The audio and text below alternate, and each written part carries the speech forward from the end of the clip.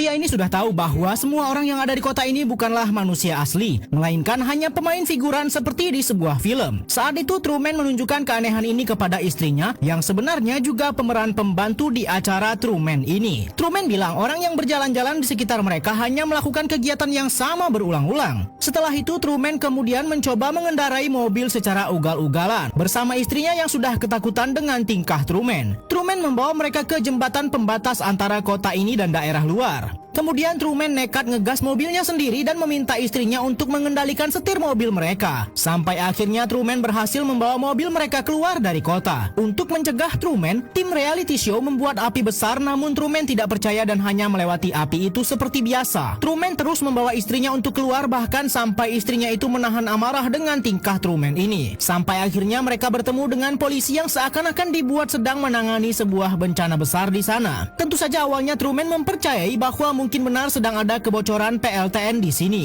Namun semua itu hancur karena tiba-tiba polisi itu berkata terima kasih Truman. Truman menyadari ini semua palsu karena bagaimana bisa polisi itu mengetahui namanya padahal Truman tidak pernah menyebutkan identitasnya. Truman kemudian keluar dari mobil, berlari keluar mencoba kabur dari mereka semua. Mau tidak mau, semua orang kini berusaha menangkap Truman agar ia tidak bisa keluar dari penjara yang selama ini mengurungnya dari kecil. Betapapun Truman mencoba keluar, pada akhirnya ia kalah karena sendirian. Dan akhirnya Truman dibawa pulang bersama istrinya. Tiba-tiba di antara pertengkaran mereka, istri Truman harus tetap profesional dan tiba-tiba saja mengiklankan sebuah produk coklat ketika mereka sedang syok. Truman tentu terkejut dan heran kenapa tiba-tiba istrinya itu menyebutkan coklat tersebut padahal ada keadaan yang lebih genting di depan mereka sekarang. Truman mencoba mendekati istrinya itu yang mulai ketakutan. Akhirnya karena sudah tak tahan, istri Truman terpaksa mengarahkan benda tajam ke arah Truman karena takut Truman menyakitinya. Sampai tiba-tiba seseorang datang ke rumah mereka dan ternyata itu adalah sahabat Truman yakni Marlon. Istri Truman langsung berlari memeluk Marlon karena dirinya sudah ketakutan akan dihabisi Truman.